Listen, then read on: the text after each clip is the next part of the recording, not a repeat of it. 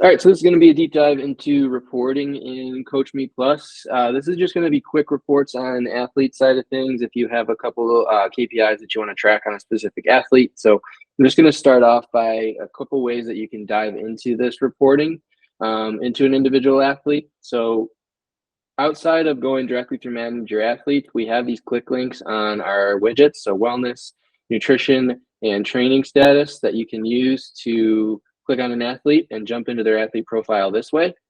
This would be, in the case where you might have an athlete who's got a dip in wellness, or they missed a training day and you want to see why. Maybe it has something to do with load values or something like that, or maybe you just kind of want to jump into their profile quickly. You can do so. Otherwise, you can jump into Manage Your Athletes, and if you have a certain athlete that you want to look for, you can search their name, they pop up, you jump right into their profile page, and from there you can go right to Quick Report. And Quick Report itself, it allows you to very easily just kind of follow step by step, selecting whether or not you want to leave it just this one athlete, or if you want to compare it alongside another training group within the system, or that athlete's entire training group that they belong to. You can customize that way. Otherwise, you could just leave it at this individual. Next step over would just be selecting the date that you want to run the report for. So you just jump right over to the calendar. Say you want to see whatever this is over the last month. So say just the month of February of this year, we jump in, we grab that information. Next step, you can either include inactive athletes or not. I typically leave this unchecked. And then you can actually select what you want to report on.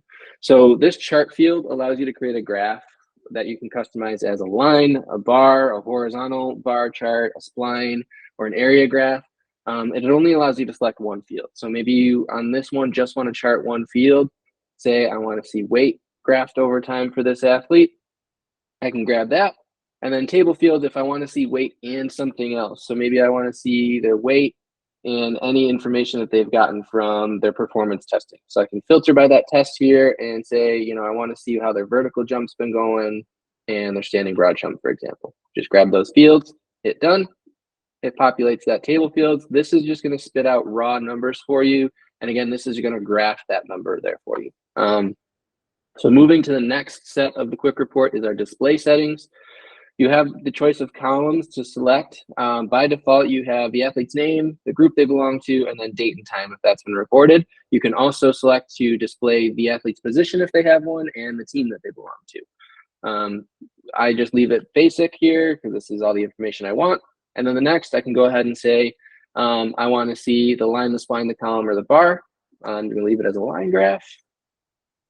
Now our options here, these are typically left untouched, but if you've got a multiple value calculation, so say they have a hydration station, so they have weigh-ins, weigh-outs, and you want to see the average of that over the course of the day, you can select average, or maybe you want to see what their minimum weight was or minimum value of whatever it may be. If there's multiple values on one day of the chart, you can aggregate it that way by selecting either average, sum, min, max, oldest, or the number of entries is the count. Grouping options are pretty self-explanatory. How do you want it sorted in the table? Athlete and date is the default there. Now, if I'm happy with all this, I'm happy with my setup, I can hit submit. It's going to spin the wheels a bit, and now you have your chart. Here's my line graph of this athlete's weight values over time. And then they didn't have any performance values entered, but they do have weight values in this table, and that's displayed right here. Now, if you want to take that weight and you want to see, kind of how they stack up against their team, you don't have to rerun this report or rebuild this report. You can just jump right back up to configure and say, I want to compare it to their training group, leave everything else the same, hit submit. It then adds those folks to the graph, to the table. Now it's sorted by athlete here and date second. I can just say, I want to know, newest date, and then it's going to separate it that way. If I just want to see stuff for Cole Wepner, I can search for a name. Otherwise, I have my table and I have my graph. So this graph is interactive. It gets a little cluttered. You got a lot of athletes on here. Maybe I just want to see one athlete. I can click on the x-axis here and remove the others that I don't want to see and re-add them back in by clicking on them. Next option here is if I want to pull this out of the system, I've got a couple options. So I can use this in CSV format. So this is a good export if you have somewhere else that you're importing to or dropping it in. Or you can just grab an Excel sheet. If you want to manipulate the data in a different way in Excel outside of the system, you can export it as an Excel sheet. As soon as you click on that, it's going to spin the wheels and it's going to spit out a download for you so you can open it up elsewhere on your computer. That's a really quick way to get data out. And then the last thing that you can do is if this is something that you want to run regularly, a report that you want to run commonly, you can actually save it as a custom report. So all you have to do is change the population and the dates, but everything else remains the same. I'm going to save this as a custom report. So we'll go weight and performance index, give it a name. I'm going to save that. And that's accessible in my regular reporting menu moving forward. So I don't have to go through an athlete's profile or rebuild this report ever again. It's going to be saved. So there's my title there. So now if I want to go back out to my home screen here and come to reports, that report that I just built now is going to be populated in that list, weight and performance index. I can open that right back up.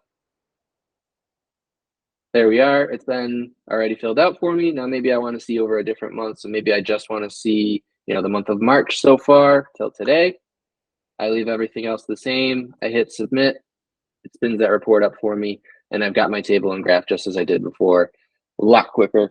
So if this is any kind of KPIs that you have, maybe some regular performance metrics that you track, anything that's been in the system, you can report on here in a reporting, save it, use it regularly, and pull it out of the system if that's the way you want to roll with it. So that is the very brief / deep dive into our reporting system, running quick reports.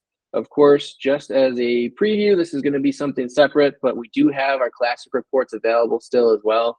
So if I click on that, it will bring me up into a new tab with all of our other detailed reports that you can grab any information from, whether it's, your saved report comes up here as well. Maybe you just have scale reports or you have hydration reports. That's all built out for you as well. So this is for another date and time, but this is accessible from that menu as well. So if you don't want to generate a quick report in the front end, you want to use something that's built in the back end, something a little bit more specific, you can utilize that button right there. But otherwise, that is our overview and our dive into quick reports. So hope this helps.